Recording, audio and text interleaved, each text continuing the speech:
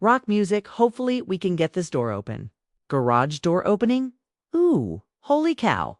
Wow, look at the floor in here, Donnie. Yeah, this used to be an old bowling alley.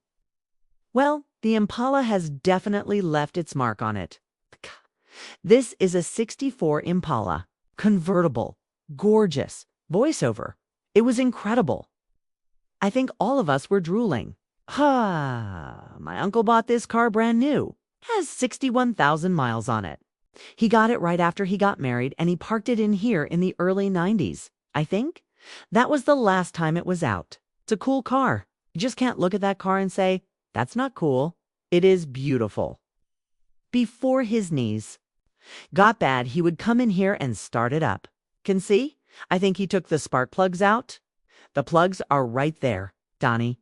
So his old trick was to put a mix of transmission fluid and kerosene in there. Always. To keep it loose. Yeah. Robbie voiceover, the only thing better than a '64 Impala is a '64 convertible. And that's what this is. Everybody wants a convertible. Well, here's the question. Before I get too invested in this, Ray, is it for sale? Absolutely. For the right price, yes. Do you have a number in mind? There's no key for it. That's the only key I couldn't find when I went through everything. He hid it somewhere, and maybe he took it with him. I don't know. It's because this was his pride and joy. But thinking about the condition, how rare it is, and how popular it is. I know the average price for this is almost $26,800. Something like that? Okay. The low price is around $12. I would be willing to let it go for $20. Okay, hey Robbie. Do you feel about calling David in Tennessee, the Impala expert? I'd say, if you don't mind. No, absolutely. Go right ahead. That's all that guy does is Impalas. Anything we can do to help you and help us is a good thing. Yeah, Robbie voiceover. Unless you're my brother, you know you can't know everything about everything. Donnie has built relationships over the years with experts in their field, and Dave is our Impala guy. Robbie, in the best case scenario, how much money is this worth running and driving down the road? Dave, on speakerphone, I think you're looking at anywhere between 25 and maybe as high as 30, depending on what you end up doing to it. Okay, it stinks that we can't get into the trunk. Robbie voiceover. Without the keys, we can't open this trunk.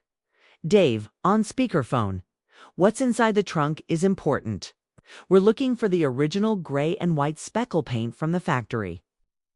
And if the trunk is solid, clean, has the original speckle paint, and the original spare tire and jack are still in there, yeah, it's a home run. I'd say you're looking at 14. Okay, Donnie.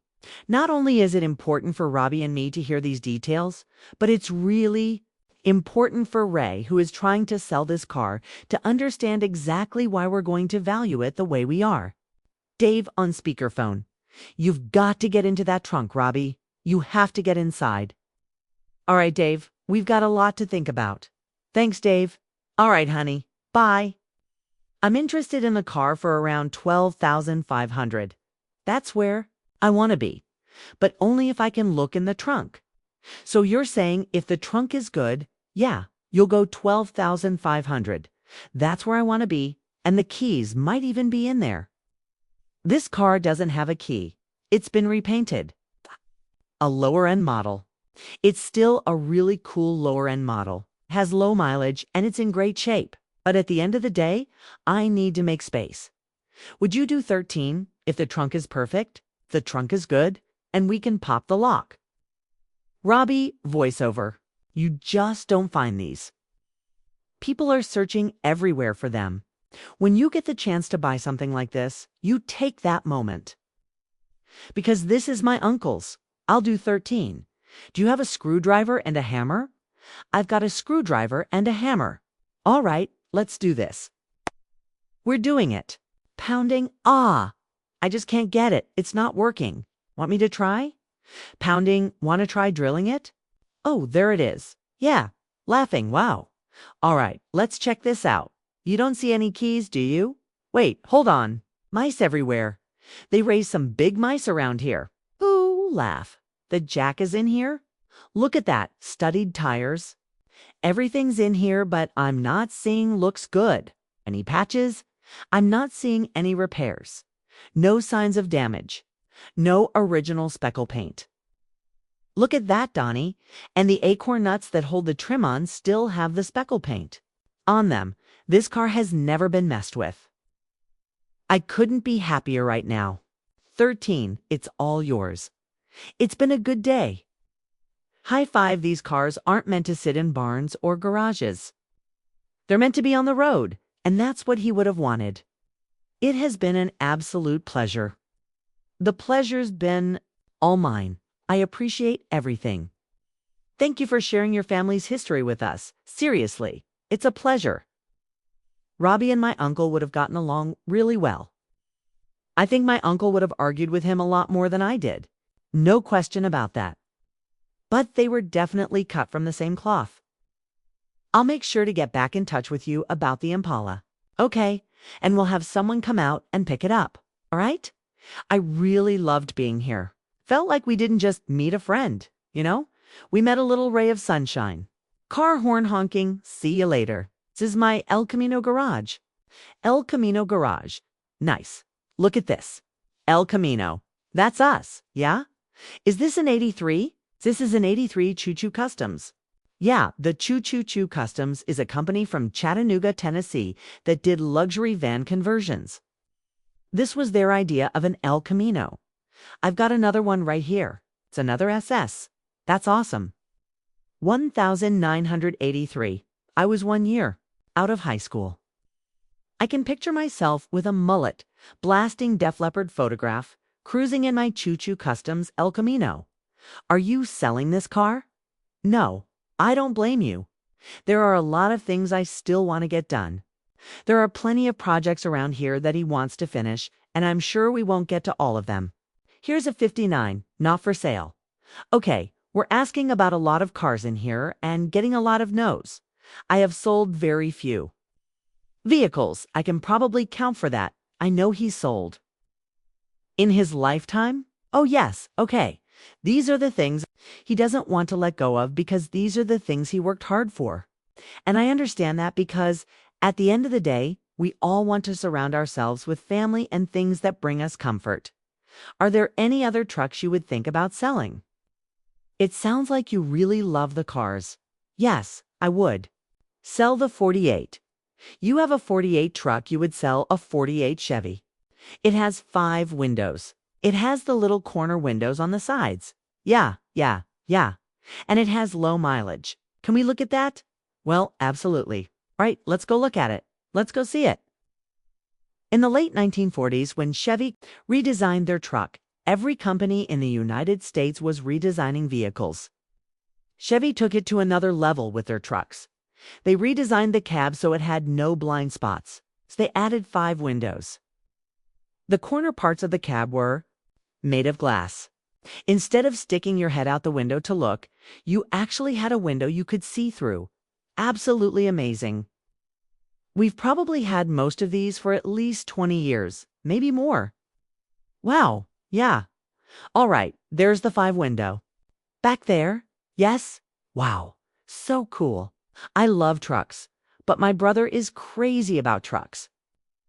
His nickname in high school was Dump Truck because he just plowed through everything with his head. Is that original paint on it? I think mostly.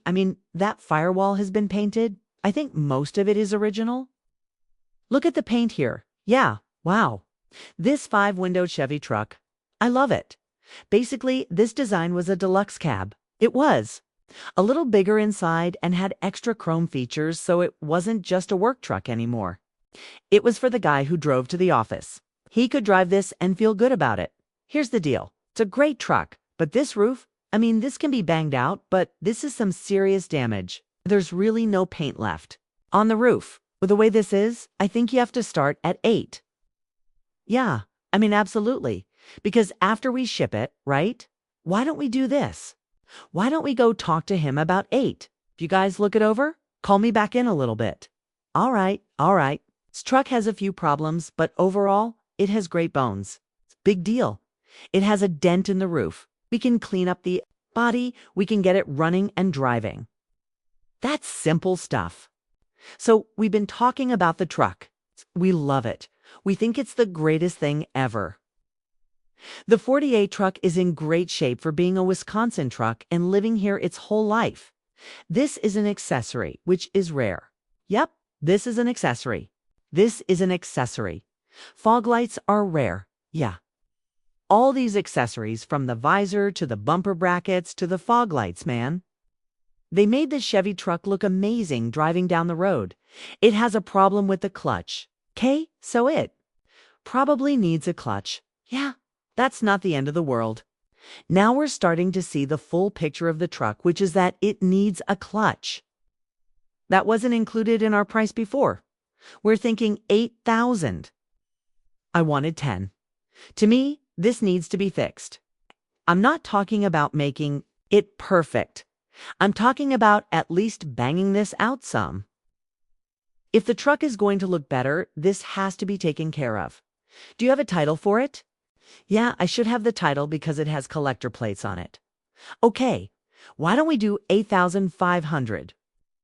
If there were only one of you, I would tell you to leave. But there are two of you. Okay? Laughing 8,500. Oh, we're doing it. 8,500. Okay? Louis, thank you. All right? We really appreciate it.